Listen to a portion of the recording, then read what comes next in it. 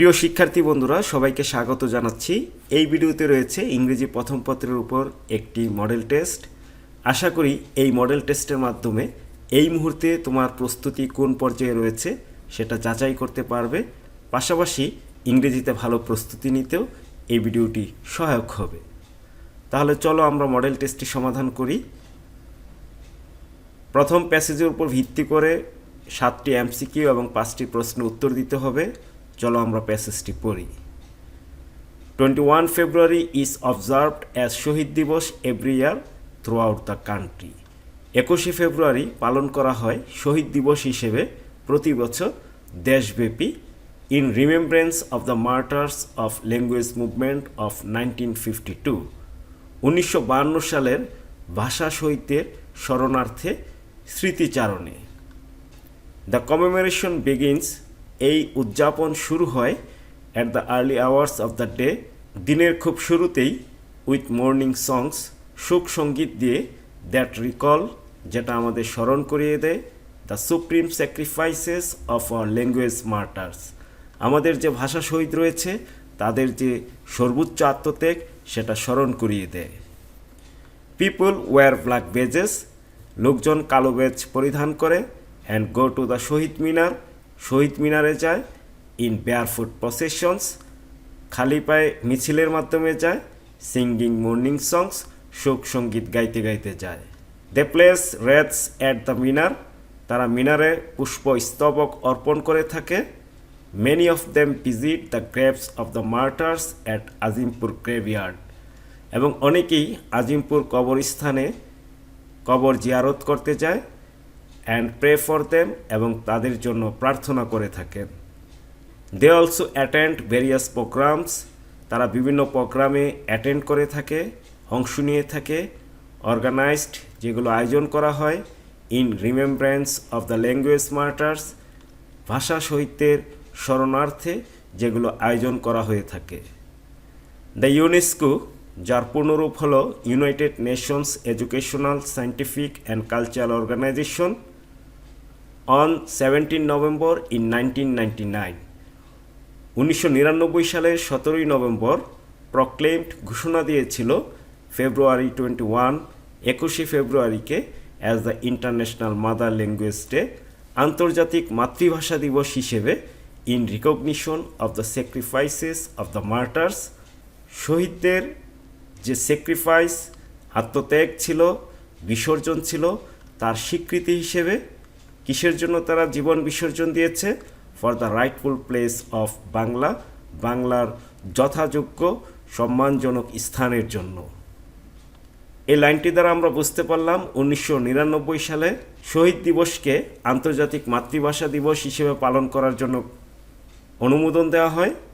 অর্থাৎ 1999 সালের পূর্ব পর্যন্ত শহীদ দিবস হিসেবে পালন করা হয়েছে, এবং 2000 সাল থেকে, যেহেতু 1999 সালের নভেম্বর মাসে ঘোষণা হয়েছে, তার মানে 1999 সালের ফেব্রুয়ারি মাস চলে গিয়েছে, 2000 সালের ফেব্রুয়ারি থেকে এটা আন্তর্জাতিক মাতৃভাষা দিবস হিসেবে পালন করা হচ্ছে।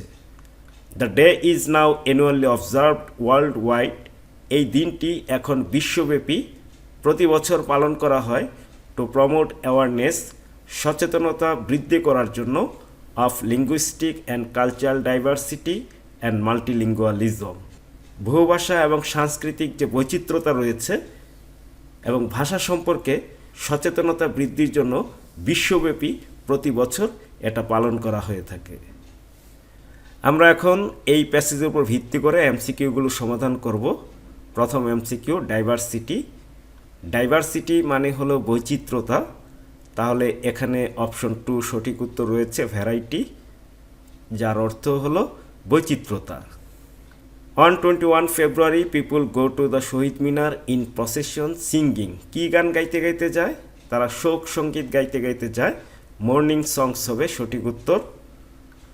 Question C, our language martyrs are those who, আমাদের ভাষা শহীদরা হলো তারা যারা ভাষার জন্য লড়াই করেছিল, যারা বাংলা ভাষার জন্য জীবন দিয়েছিল।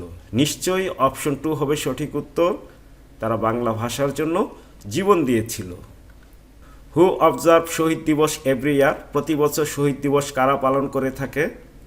সর্বস্তরের মানুষ, সব বয়সের মানুষ এই শহীদ দিবস পালন করে থাকে। অপশন 3-তে রাইট অ্যান্সার রয়েছে।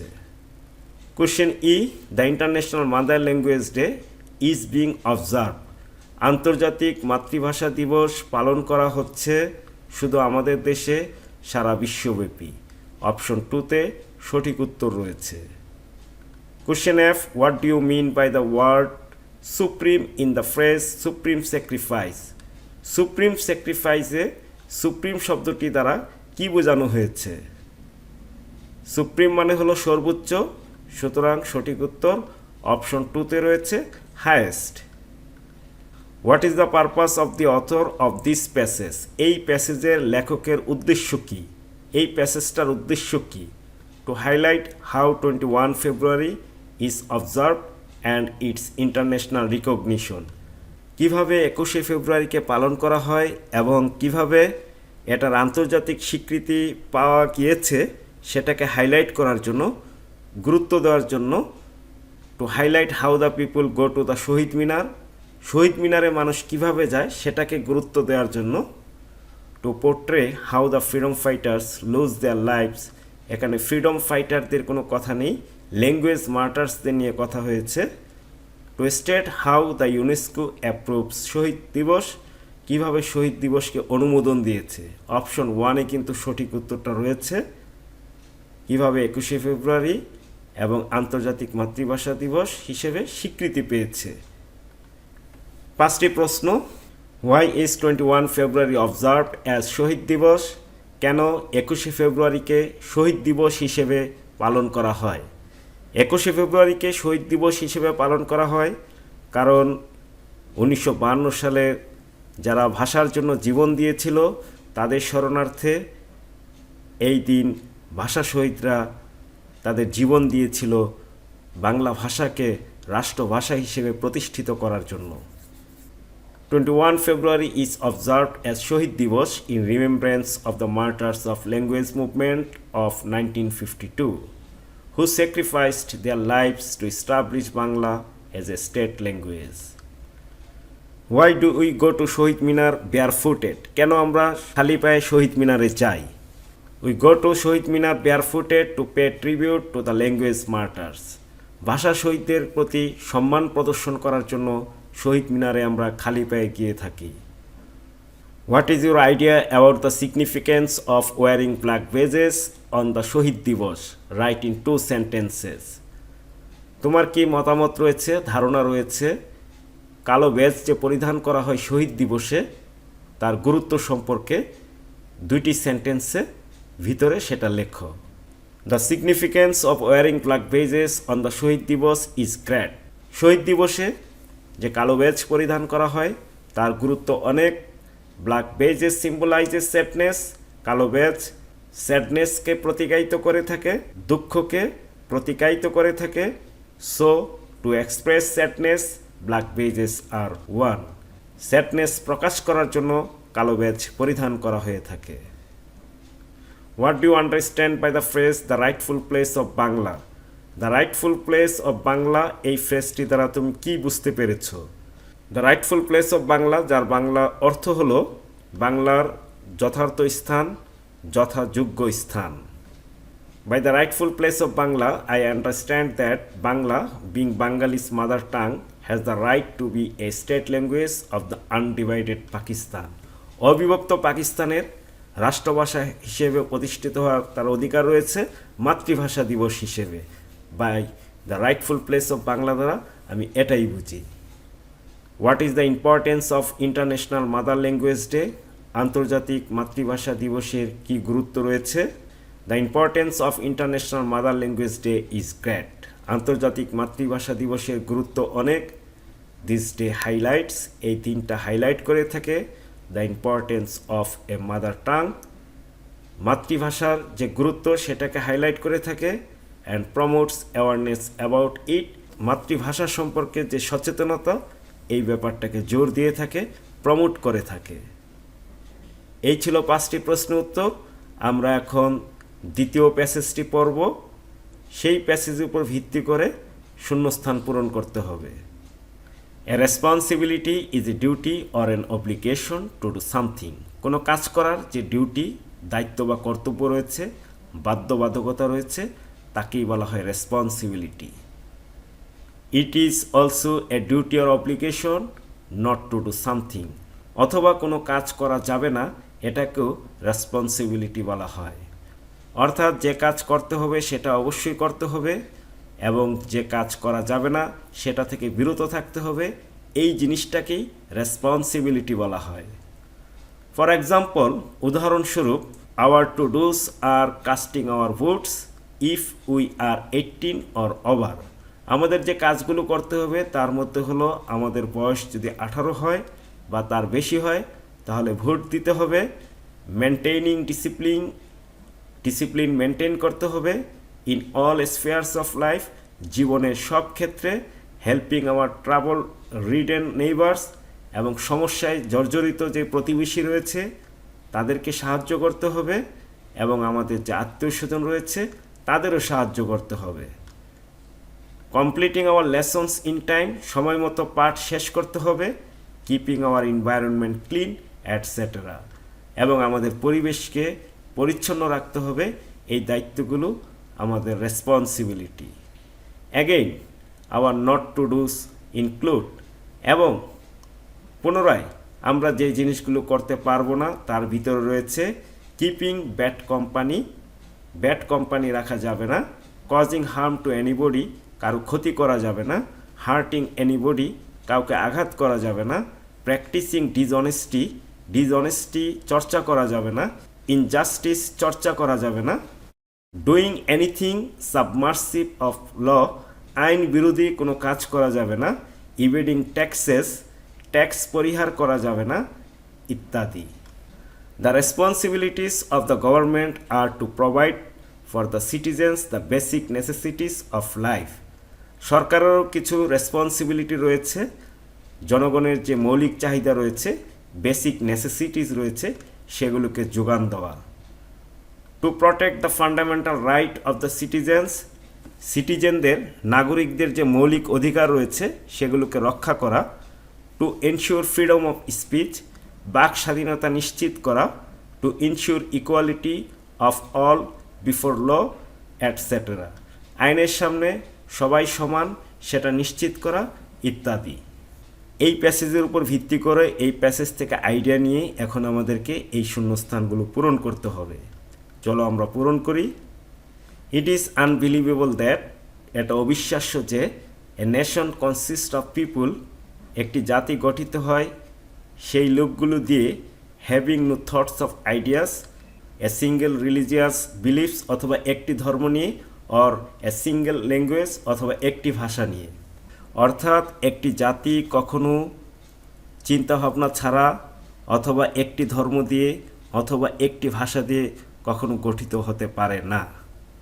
পিপুল belong to different caste and creed, লোকজন বিভিন্ন জাতি এবং গোত্রের হয়ে থাকে। So it is the responsibility of each and every citizen, প্রত্যেকটা সিটিজেনের দায়িত্ব, to show respect to others, অন্যের প্রতি সম্মান দেখানো। থটস চিন্তাভাবনা, ফেইথস বিশ্বাস, কাস্টমস প্রথা, way of life and so forth, এবং জীবন ধারণের যে পদ্ধতি, অ্যান্ড সো ফর্থ মানে হলো ইত্যাদি। He or she is expected to do what he or she should do, তার কাছে প্রত্যাশা করা হয় তার যেটা করা উচিত সেগুলো করার জন্য।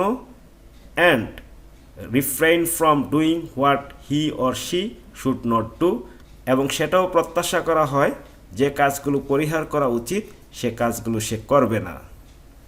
3 নম্বর প্যাসেজ, এটা টেক্সট বুক বহির্ভূত এসে থাকে, টেক্সট বুকের বাইরে থেকে এসে থাকে। তার উপর ভিত্তি করে কোশ্চেন 4 এবং 5-এর অ্যান্সার লিখতে হবে। Neil Armstrong was the first man who walked on the moon. Neil Armstrong প্রথম মানুষ যিনি চাঁদের উপর হেঁটেছিলেন। He was an American astronaut, তিনি ছিলেন একজন আমেরিকান নভোচারী। He was also an aerospace engineer, তিনি ছিলেন একজন এরোস্পেস ইঞ্জিনিয়ার, বিমানের একজন প্রকৌশলী ছিলেন। Armstrong was born on 5 August 1930 in Wapakoneta, Ohio, the USA.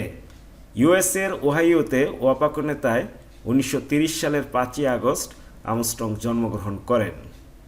He earned his flight certificate in 1945 at the age of 15 only. মাত্র 15 বছর বয়সে 1945 সালে তিনি ফ্লাইট সার্টিফিকেট অর্জন করলেন, অর্থাৎ ফ্লাইট পরিচালনা করার জন্য যোগ্যতা অর্জন করলেন।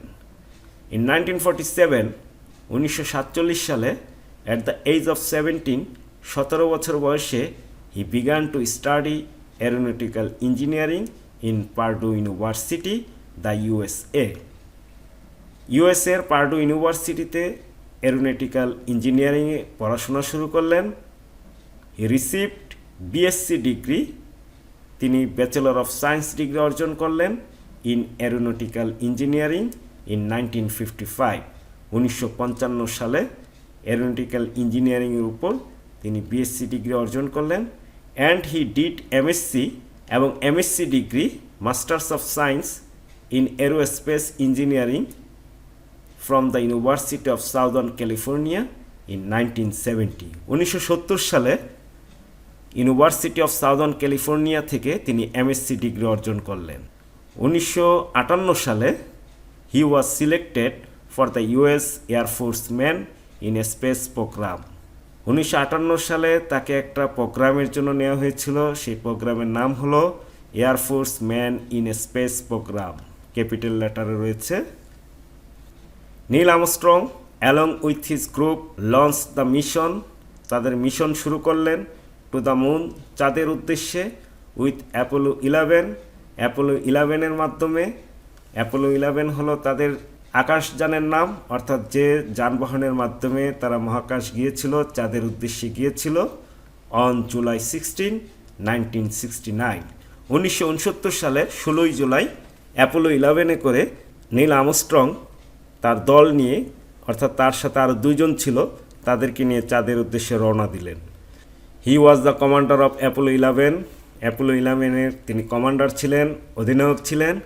অ্যান্ড 4 days লেটার, 4 দিন পর they landed on the moon, তারা চাঁদে পদার্পণ করলেন।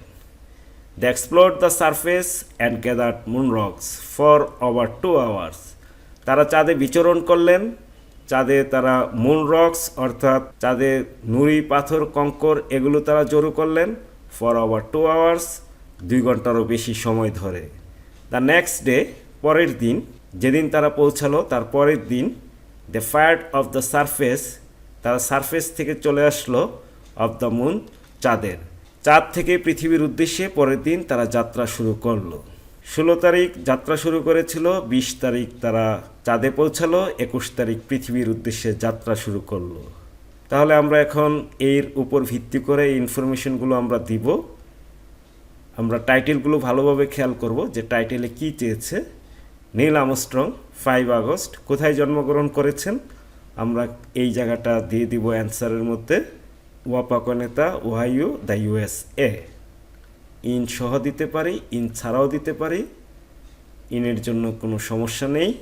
রিসিভ বিএসসি ডিগ্রি, 1955 সালে বিএসসি ডিগ্রি অর্জন করেছেন। কোথা থেকে অর্জন করেছেন? নিশ্চয়ই পার্ডু ইউনিভার্সিটি থেকে তিনি অর্জন করেছেন। বিএসসি ডিগ্রি পার্ডু ইউনিভার্সিটি থেকে অর্জন করেছেন। 1970 সালে তিনি এমএসসি ডিগ্রি অর্জন করেছেন। রিসিভড এমএসসি ডিগ্রি, আমরা এমএসসি ডিগ্রিটা দিয়ে দিব এখানে। এই এমএসসিটা আমরা এখানে লিখব, এই জিনিসটাই এখানে লিখব, বিএসসির জায়গায় শুধুমাত্র এমএসসি বসিয়ে দিব, তাহলে উত্তরটা হয়ে গেল। They landed on the moon, কখন তারা ল্যান্ড করেছিল? 4 দিন পর ল্যান্ড করেছিল, তার মানে এখানে আমরা লিখব 20 জুলাই 1969। তারা রিটার্ন জার্নি করেছিল ঠিক তার পরের দিন প্যাসেজ অনুযায়ী, তাহলে আমরা লিখব 21 জুলাই 1969। তারপরে এটার উপর সামারি লিখতে হবে। এখানকার যে মূল কথাগুলো রয়েছে সেই মূল কথাগুলো 70 ওয়ার্ডসের বেশি লেখার প্রয়োজন নেই, অর্থাৎ 1 পৃষ্ঠার ভিতরে তুমি সামারি লিখবে, মূল কথাগুলো লিখবে, এটাই সামারি। সর্বশেষ আমরা 5টি সেন্টেন্স তৈরি করব এই 3টি কলাম ব্যবহার করে। চলো আমরা সেন্টেন্সগুলো তৈরি করি। আওয়ার পার্লামেন্ট হাউস, আমাদের parliament house is one of the most spectacular buildings in the world. পৃথিবীর যে দর্শনীয় বিল্ডিংগুলো রয়েছে, আকর্ষণীয় স্থাপনাগুলো রয়েছে, তার মধ্যে আমাদের পার্লামেন্ট হাউস, আমাদের সংসদ ভবন অন্যতম। ইট হ্যাজ বিন ডিজাইনড, এটা ডিজাইন করেছেন কে?